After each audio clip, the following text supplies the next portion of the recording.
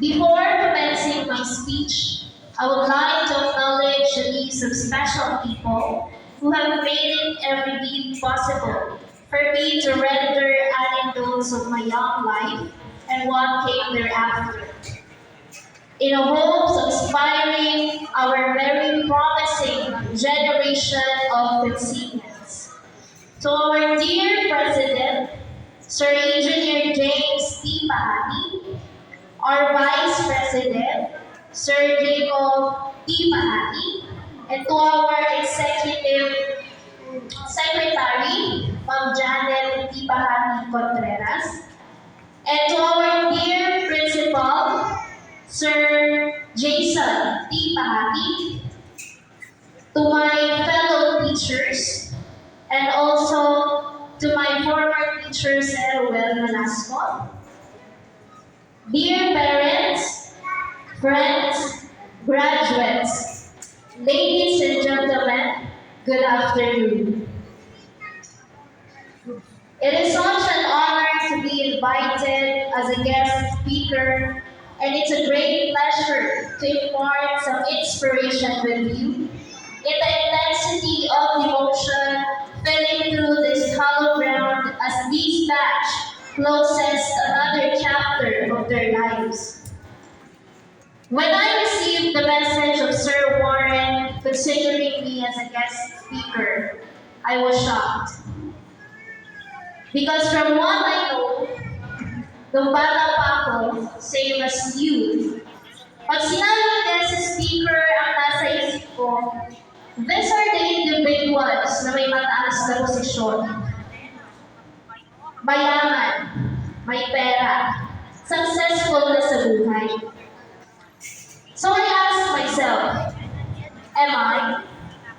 But here again, I'm here kasi alam ko may kailangan kayong malaman at matutunan mula sa akin as you move forward to the next episode of your journey.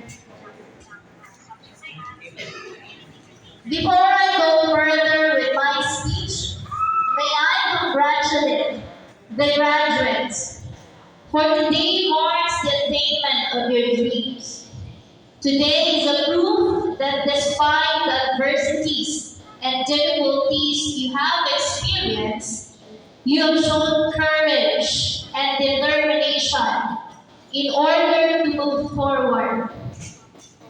You have acquired the knowledge and skills necessary for you in stepping the next ladder of learning. Secondly, I want to congratulate you, parents, for you are harvesting all of your sacrifices.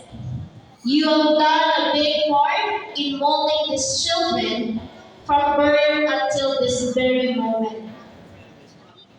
You are the first educator of your children by molding their behavior and characters, abilities, and knowledge.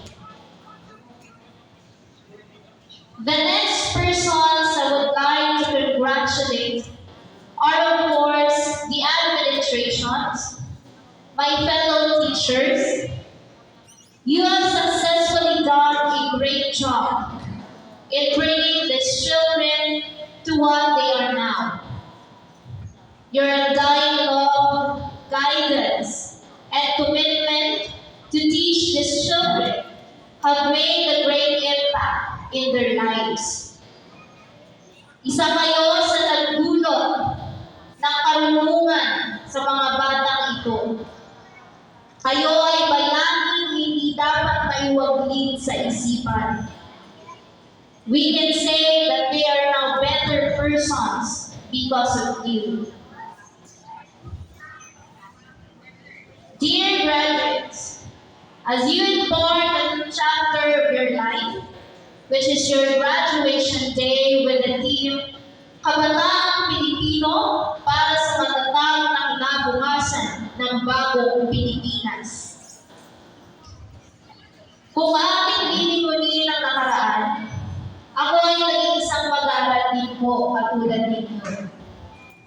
Mula sa isang ordinaryong pamilya, na kahit papaano naman ay nakakaahon sa pang-araw-araw na buhay. Kung sasamahan ang sipag at syaga ng aking mga magulang upang ang pag-aaral ko ay mapustusan. Lahat ng iyon ay naging hamon upang pagbutihan ko ang aking pag-aaral. Tandaan po ninyo na ang kahirapan ay hindi hadlang upang hindi tayo makapag-aral. We all know na hindi naging madali ang nakaraang buwan dahil sa banta ng pabago-bagong klima ng panahon na ating nararanasan. Sabayan pa ng hindi mawala-walang banta ng COVID-19.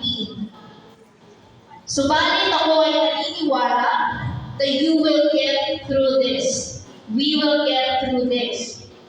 Para sa magandang kinabukasan, lulan ng magandang asal at leksyon na natutunan ninyo sa paaralan nating mahal. Naniniwala ako na ang batang marunong-sumunod sa guro bilang pangalawang magulang ay malayo ang mararating at maaabot sa buhay. I believe that you will become a role model one day in the future and be part of our country as a good doctor, police, soldier, nurse, or perhaps a teacher who will also help students in the coming generation. Ika nga ng ating pambansang bayani na si Dr. Jose Rizal. The youth is the hope of the fatherland. O sa wikang Pilipino, kabataan ang pag-asa ng bayan. You studied in our dearest alma mater, and armed with enough knowledge and skills in preparation for important roles you have to play in the society. Ngayon, masasabi ko that you are empowered and productive pupils that are ready to face new challenges towards new horizon. For I strongly believe that you are now equipped of all the things you needed based from the experiences and trainings you have undergone from our dear alma mater, Philson College Rizal Incorporated. But did you know that the word commencement is another word for beginning? Sa pagtatapos ninyo sa mababang paaralan, mula sa pagiging ordinaryong estudyante, ay ganap na kayong graduate. Ito po ay umpisa o simula pa lamang ng panibagong yugto ng mas mapanghamong uri ng buhay. Your life that was used to the four corners of the classroom is now different. Mas magiging malawak ang mundo na natahakin ninyo at unti-unting makikilala ang katotohanan at hamon ng tunay na buhay, especially pagdating ng high school. Kasama nito ang mga malalaking obligasyon at mga responsibilidad na nakaatang sa inyong mga balikat. Dito na ninyo tunay na maintindihan ang tunay na kahulugan ng salitang buhay at paano pupunuin ang mga pangarap na gusto ninyo parating balang araw. Muli, I congratulate all of you, especially the parents, who tirelessly give hope to their children. It is true that the recognition and awards your children will receive is just the beginning of a good tomorrow that awaits for them. Ipagpatuloy po ninyo ang paggabay sa inyong mga anak upang makamit nila ang kanilang mga pangarap sa buhay. Our dear graduates, always keep in mind that all the awards and grants for these graduations are really worthless if you don't use them fully.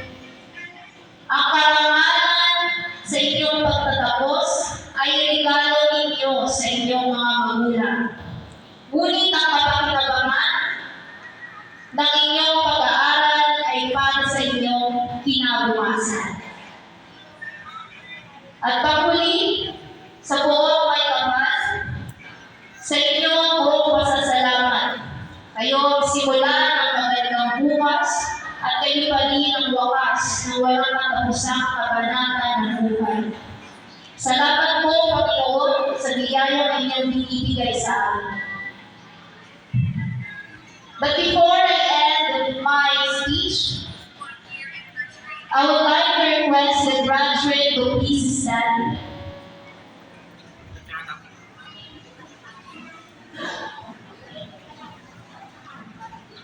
Bilang pagbibigay pugay sa mga dedikado, mga tagapamahala ng ating paaralan, mga guro, at magpamahal na mga magulang, heto po ang tamang panahon para sila ay pasalamatan. Palakpakan po natin sila sabay sabihin, maraming salamat po.